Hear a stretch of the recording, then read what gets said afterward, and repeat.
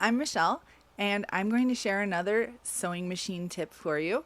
This one is going to be how to adjust your feed dog timing on the Singer 9420 and 6235. I know that both of these machines work the same.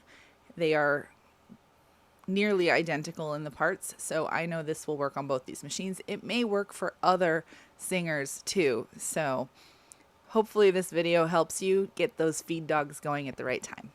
So to start with, you're going to need a few tools. You are going to need a size 2.5mm Allen wrench.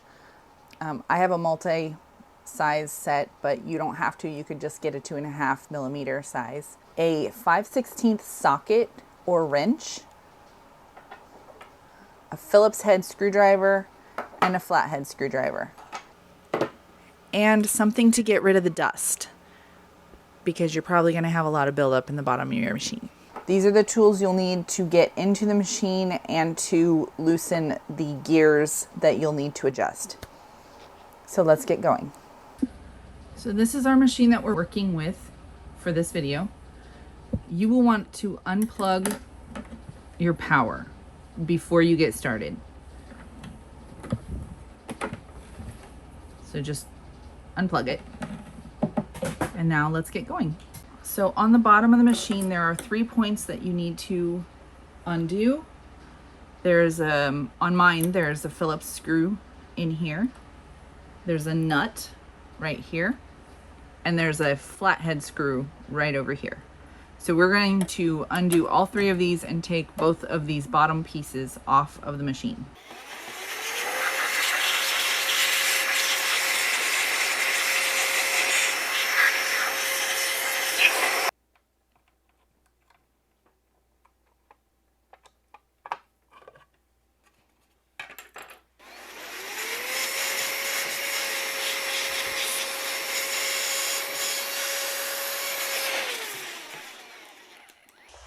So before we start working on the feed dogs, we want to actually make sure that our machine stitch is on the longest length and on the straight stitch, because this is the one we're going to test it on to make sure that our feed dogs are pulling at the proper rotation. We don't want our needle going back and forth. Now that we have those bottoms removed, we can see all the gears in here. So there are 2 gears here that control the shuttle, and there are 2 gears, this one and this one right back here, that control the feed dogs. So first we're going to adjust the feed dogs. We want to make sure that those are positioned correctly so that we can check the stitches for the other steps, because the feed dogs aren't going to affect your stitches as much as the other components. The feed dogs just move the fabric. Do the feed dogs, we want to loosen the little screws. I'm going to turn my handle so you can see them. So these little screws, there are 2 on this gear. So you're going to loosen them just enough so that this gear does not turn with the bar, or you can hold it still rather. So we're just going to loosen this one just a little bit to the left, about a 1/4 turn, and then turn it to the other one. And again, just about a 1/4 turn. Now we should be able to hold this gear and turn our bar without making the gears move. We should be able to hold these gears still. That's what we want. Now we're going to turn our machine upright.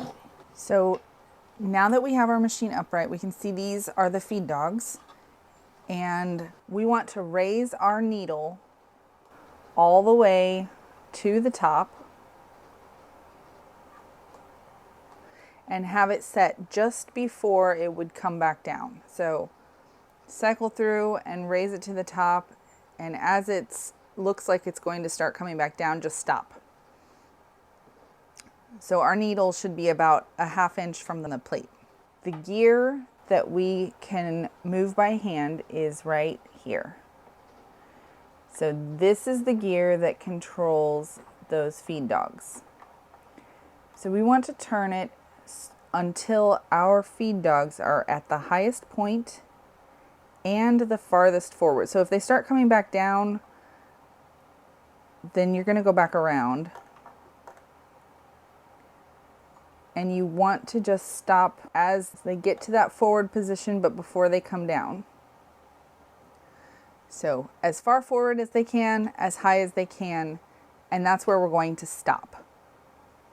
Now our feed dogs are in the right position when the needle is in the right position. So now we're going to turn our machine back on its side and retighten these screws without moving our gear. So you're just going to turn it back to the right, move our gear around carefully, and then turn the next one back the quarter turn to the right, and then make sure that both of those are tight. Once you have them, one of the screws started, you don't have to hold it still. But just check and make sure those are tight, because you don't want them to come loose and then your feed dogs are not going to be functioning properly. All right, I'm going to try to record this so you can see what I'm talking about. This is how we know that our feed dogs are properly timed. We have our needle at the highest point. We're going to turn our hand wheel on the right side of our machine toward us, and as we turn that hand wheel, our needle's going to go down and our feed dogs are going to start sliding toward the back of the machine. And then once we get our needle just entering that plate, those feed dogs should start to lower. And as we continue to turn, they will move back towards the front of the machine. And as our needle exits the plate, then those feed dogs will start coming up. And the main point is that when our needle reaches its highest point, those feed dogs are also at their highest point, and then the cycle starts over.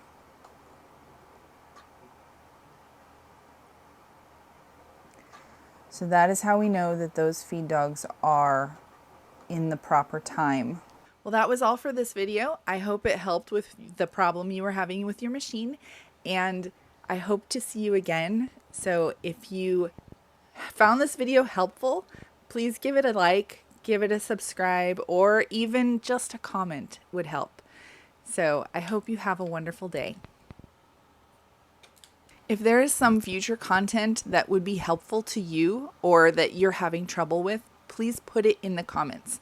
I will address these to the best of my ability, and I would love to be able to help you with whatever issues you're having with sewing.